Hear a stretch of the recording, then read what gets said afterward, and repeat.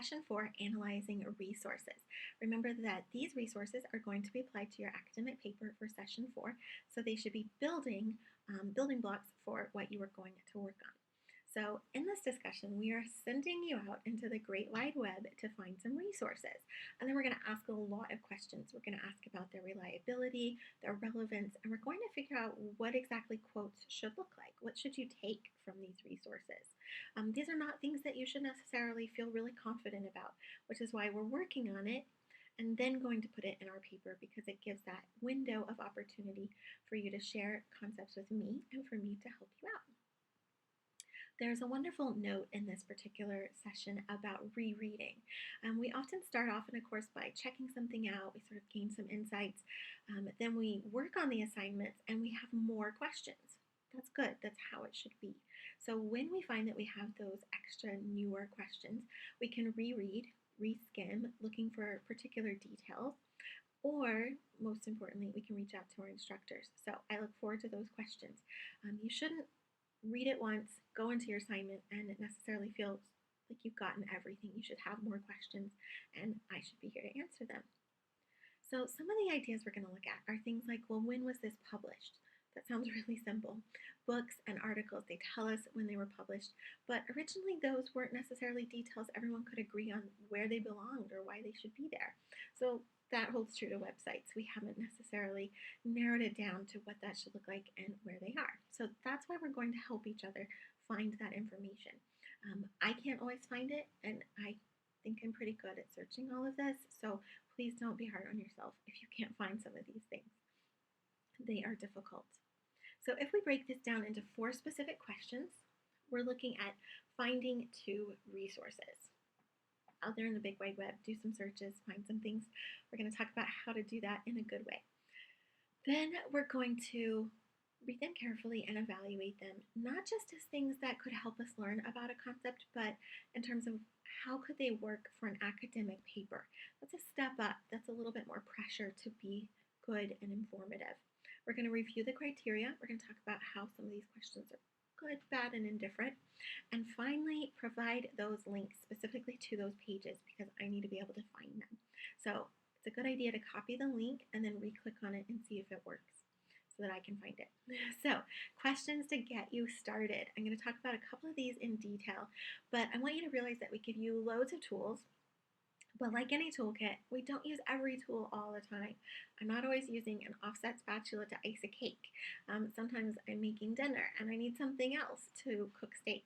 So we're looking at all of those things that we could use, but we're having a fully equipped toolbox to go with it. So some of these are going to feel really useful and really helpful, some not so much.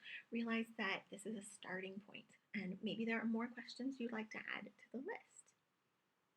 So how do we search? This is a good place to start. We often search with a direction in mind, so we already have a feeling or a belief. That's not good or bad. That's fine. We have that feeling, we have that belief, that's great. But we don't want that to be in our search. We want to be really open when we are asking academic questions. We are probably right in our particular idea and in what we're thinking, but we still want to give open suggestions. We still want to look well at everything that we could possibly find.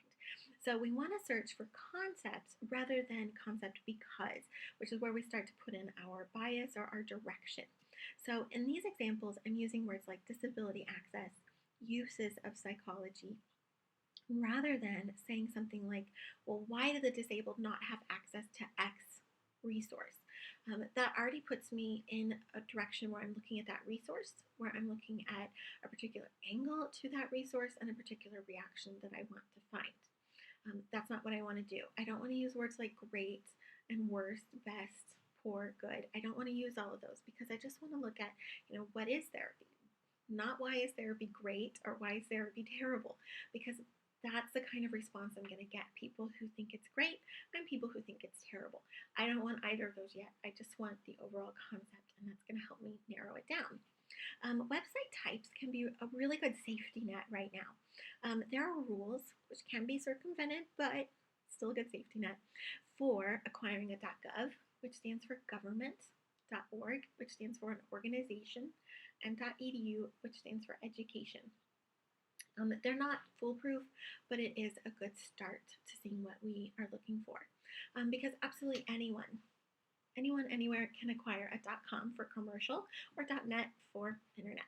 So we want to give a little bit of space to that. Again, this isn't about everything being good or bad or best or worst. It's just being aware of what we are finding. There can be a wonderful .com that is incredibly insightful.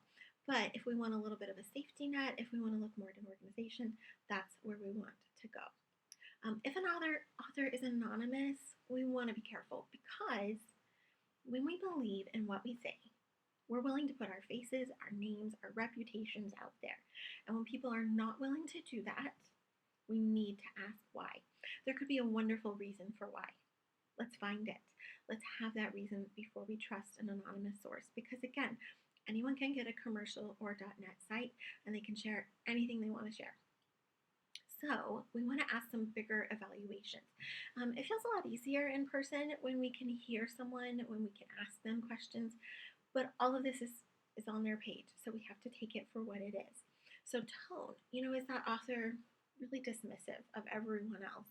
Are they being silly? These are, again, not good, bad things. It's just being aware of how someone is talking to us. Starting with a children's website could be great because we get lots of really good core data. But again, we want to think about it academically, and so we're taking that next step. Those are the kind of pages I start with, and then I use the language that I learned to keep searching and find more. Resources. Does the person want me to just trust them? Well, Claire said it, so we're good. No, you want to know why I said it. What kind of references do I have? What kind of support do I have? What kind of experience goes behind this? How professional is this website? Again, this isn't necessarily a sign of someone's knowledge. They could be incredibly knowledgeable in their particular subject matter. But we want to say, well, how did you get it online and what does it look like and how searchable is it? We're just evaluating. We're being aware consumers. Finally, primary and secondary are going to come up.